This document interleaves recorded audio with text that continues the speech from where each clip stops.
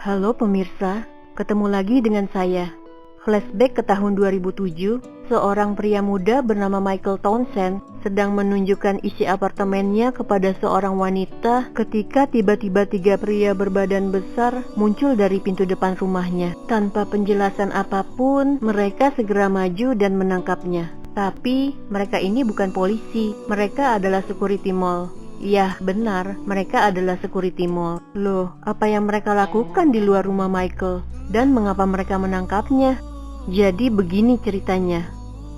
Pada tahun 1999, sebuah mall yang baru saja berdiri di Providence Place, Amerika Serikat, memiliki luas sekitar 42 hektar dan 160 toko retail. Pembangunan mall ini melewati Sungai Woonasquatucket serta jalur kereta Amtrak Koridor Timur. Proyek yang menghabiskan 500 juta dolar atau sekitar 7 triliun lebih ini sengaja dibuat untuk menjadi tempat belanja satu atap yang akan membantu merevitalisasi kota tersebut. Tetapi ketika mall tersebut sedang dibangun, Michael Townsend, seorang penduduk setempat yang berprofesi sebagai seniman, dia memperhatikan ada sesuatu yang tidak biasa pada rute yang biasa dia lewati, sehingga membuatnya harus melewati lokasi konstruksi mall tersebut setiap hari. Dan ketika sedang dibangun, dia melihat ada bagian dari sisi bangunan yang tidak masuk akal. Tepat di tepi sungai, ada dua tembok besar yang hampir bersentuhan, tetapi tidak ada celah di tengahnya, yang mengarah ke sebuah tempat besar di mana ruangan tersebut bukan peruntukan apapun, karena bentuknya yang aneh untuk menjadi sebuah toko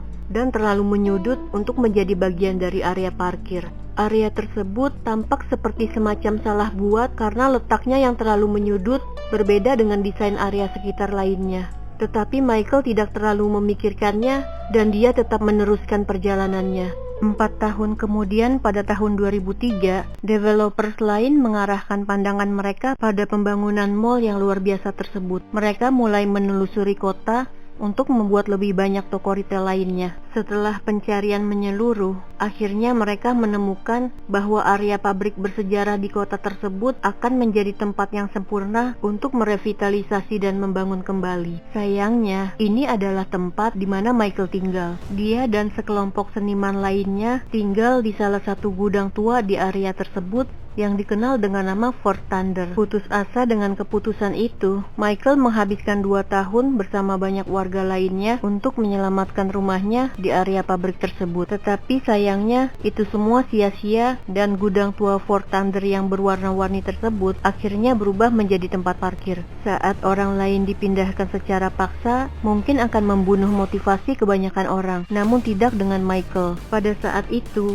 dia adalah seorang instruktur menggambar di sekolah desain Rhode Island dan merupakan seorang pendiri dari City Tap Art Movement atau gerakan seni pita, sehingga dia menghubungi teman-teman seninya untuk meminta bantuan. Setelah banyak diskusi, dia dan 7 seniman lainnya memutuskan untuk membuat sebuah proyek yang akan menyoroti jumlah ruang layak huni pada toko-toko retail yang dibangun. Proyek tersebut bernama Tremorkind, sebuah istilah Jerman yang secara puitis diterjemahkan menjadi anak-anak reruntuhan yang menghidupkan Tremorkind untuk hidup. Lalu mereka mencoba tinggal selama 1 minggu di dalam mall Providence Place dan menetap tanpa keluar. Untuk melakukan ini, mereka membutuhkan ruang di dalam yang aman dari pengawasan penjaga keamanan mall. Maka ruangan tersebut haruslah bukan bagian dari toko dan juga bukan bagian dari tempat parkir. Pada titik ini, Michael tiba-tiba teringat tembok ruang aneh yang pernah dia lihat bertahun-tahun yang lalu. Kemudian dia pergi untuk menyelidiki apakah masih ada atau tidak, dan ternyata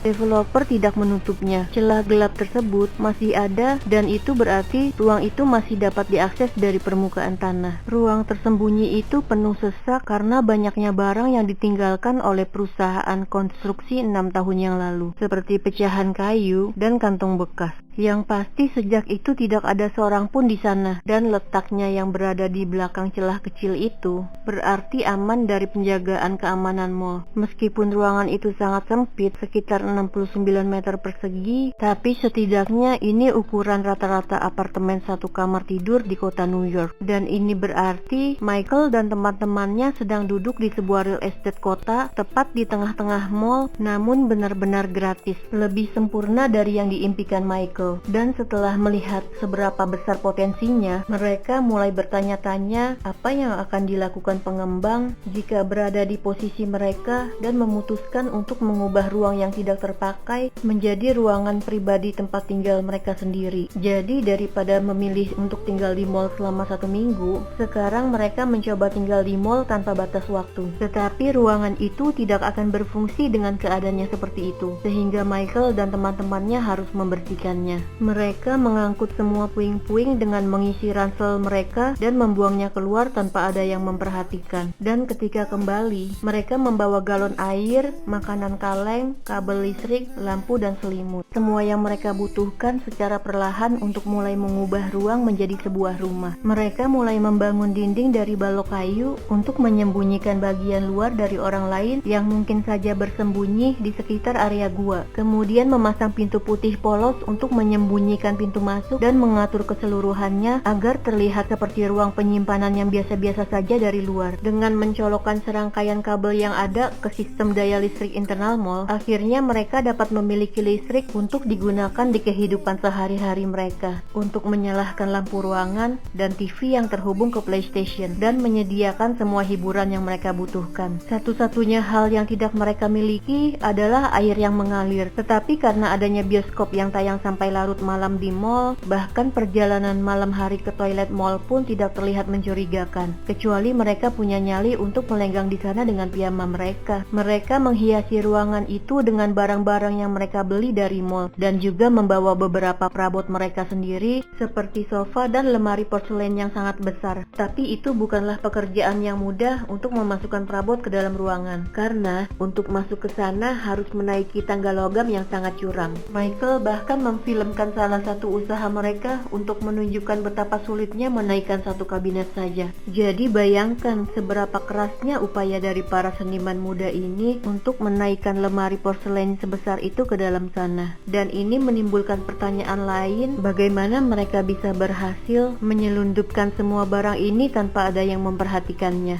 Ternyata dengan berbaur di kerumunan orang yang mengunjungi mall, mereka dapat dengan mudah menyembunyikan semua kedatangan dan kepergian mereka, sehingga mereka benar-benar memindahkan sebagian besar barang mereka ke tempat ini di siang hari. Meskipun mereka saling percaya satu sama lainnya, yang dimana mereka semua tidak ingin rahasia tentang ruangan itu tersebar, tetapi kedelapan seniman ini tetap membuat kesepakatan untuk tidak menceritakannya kepada orang lain mengenai ruangan tersebut. Itu adalah aturan pertama. Dan aturan kedua adalah tidak boleh menceritakan bahwa ruangan rahasia mall ini begitu sempurna. Dan aturan ketiga adalah setiap orang akan bergantian tinggal di ruangan rahasia mall ini selama 3 minggu dan dilarang meminjamkannya kepada siapapun. Ketika minggu berubah menjadi bulan dan bulan berubah menjadi tahun, dan selama itu pihak keamanan tidak pernah datang mengetuk pintu. Dan setelah tempat persembunyian rahasia tersebut mencapai tahun keempat tapi belum juga ditemukan, kedelapan seniman itu mulai merasa cukup nyaman. Jadi mereka memutuskan untuk melihat apakah mereka benar-benar dapat tinggal di ruang rahasia tersebut penuh waktu selama 1 tahun.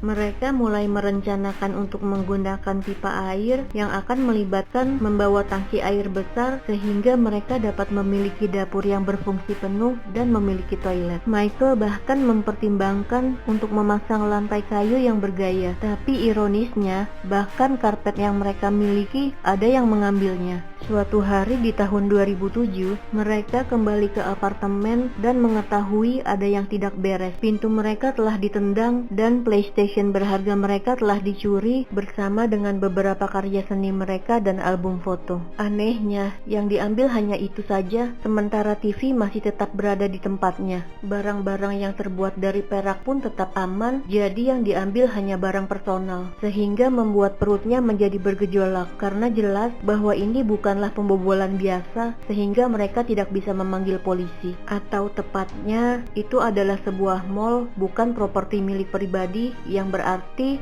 polisi mungkin akan menangkap mereka karena masuk tanpa izin. Tetapi bagian terburuknya adalah jelas ada orang lain yang tahu tentang ruangan itu. Sepertinya ada seseorang yang melanggar aturan pertama dari ruang rahasia mall. Mereka sangat ketakutan sehingga memutuskan tidak akan lagi menggunakan kamar pada siang hari. hari dan hanya akan menyelinap pada saat malam hari saja ketika peluang mereka untuk tertangkap jauh lebih rendah. Mereka teguh pada satu-satunya aturan mereka untuk tidak berbicara tentang ruangan mall rahasia atau membaginya dengan siapapun. Tetapi apa gunanya memiliki tempat persembunyian yang sangat keren jika Anda tidak dapat menunjukkannya ke orang lain?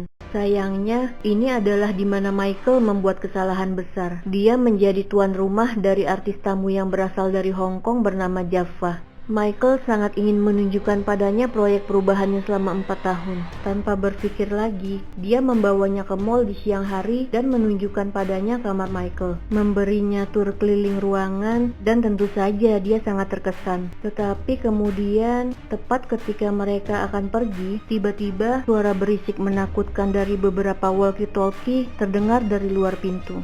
Oh tidak, mereka telah ditemukan oleh security mall. Michael panik dan mencoba berpikir, tetapi tidak ada jalan keluar lain sehingga mereka terjebak. Ketika dia membuka pintu, 3 keamanan menyerbu dan menangkap Michael. Ternyata 2 polisi mall yang baru direkrut telah menemukan ruangan tersebut dan bertanggung jawab untuk pembobolan kamar yang terjadi sebelumnya. Alih-alih membersihkan semua barang-barang di ruangan tersebut, mereka malah mengambil barang pribadi untuk dapat mengidentifikasi pelakunya. Mereka telah mengintai pintu masuk, menunggu seseorang datang, dan keputusan bodoh mengunjungi ruangan tersebut pada siang hari membuat proyek 4 tahun Michael akan segera terhenti. Dia dan Jaffa diserahkan ke polisi dan ditangkap karena masuk tanpa izin. Tetapi setelah diinterogasi, Jaffa dibebaskan tanpa tindakan lebih lanjut. Di sisi lain, Michael tidak begitu beruntung. Dia dikirim ke pengadilan pidana di mana pemilik properti mall telah menyewa seorang pengacara yang siap untuk menuntut Michael dengan daftar panjang. Tuduhannya termasuk melanggar, masuk ke properti tanpa izin, dan pelanggaran kejahatan. Tetapi ketika mereka membacakan tuntutannya, mereka juga mencantumkan setiap item yang dibawa oleh kelompok Michael ke properti ini, termasuk sofa, peti Cina, peralatan perak dengan barang pecah belah untuk 8 orang, meja kopi, PlayStation, dan lampu. Saat daftar panjang ini dibacakan, hakim seperti tidak peduli dengan tuduhan tersebut. Malahan, hakim merasa terkesan oleh keberanian Michael, sehingga hakim akhirnya menyatakan bahwa pembuatan ruangan tersebut bukanlah tindakan kriminal, tidak menyulitkan, dan tidak memerlukan denda yang besar. Hakim menyatakan ini pelanggaran ringan karena telah masuk dan hanya menyuruhnya untuk pergi dari sana. Meski hanya diberikan hukuman ringan, namun itu bukanlah keajaiban. Entah bagaimana Michael telah tinggal di dalam mall selama 4 tahun, dan meskipun dia telah ditangkap, ini sama sekali tidak merugikannya. Tetapi, itu bukan berarti dia pergi tanpa sanksi. Setelah mengosongkan ruang rahasia di mall tersebut, pihak keamanan mall menyerahkan secari kertas kepada Michael yang berisi peta mall dengan garis merah tebal di bagian luar sekitar mall. Garis merah tersebut adalah area di mana Michael tidak lagi diizinkan menginjakan kaki di dalam properti tersebut. Peta seperti ini biasanya dibagikan kepada pembuat onar, pengutil, atau siapapun yang tertangkap karena bermasalah di tempat itu. Jelas mereka berpikir bahwa Michael mungkin mencoba untuk menyiapkan apartemen rahasia lainnya di dinding mall. Bagaimanapun juga Michael telah di-ban sekarang. Bahkan sampai sekarang, setelah hampir 15 tahun kemudian, Michael masih tidak diizinkan untuk menginjakan kaki di dekat mall. Dia masih tinggal di dekatnya, tetapi jika dia ingin pergi ke pusat kota, dia tidak boleh menggunakan jalan setapak yang melewati sungai yang memotongnya di bawah mall. Tentu saja itu adalah hukuman yang ringan jika dibandingkan dengan semua tuntutan yang dia hadapi. Setelah lebih dari 1 dekade, Anda mungkin akan berpikir bahwa pemilik mall akan berbesar hati untuk memaafkan dan melupakannya. Namun semenjak itu, Michael tetap menerima hukumannya. Dia tidak menginjakan kaki di properti itu. Karena Michael merasa malu untuk berbagi cerita luar biasa tentang ruang unik ini, jadi mungkin dia tidak akan mengatakan seluruh kebenarannya dari kisah tersebut. Sekian video kali ini, terima kasih.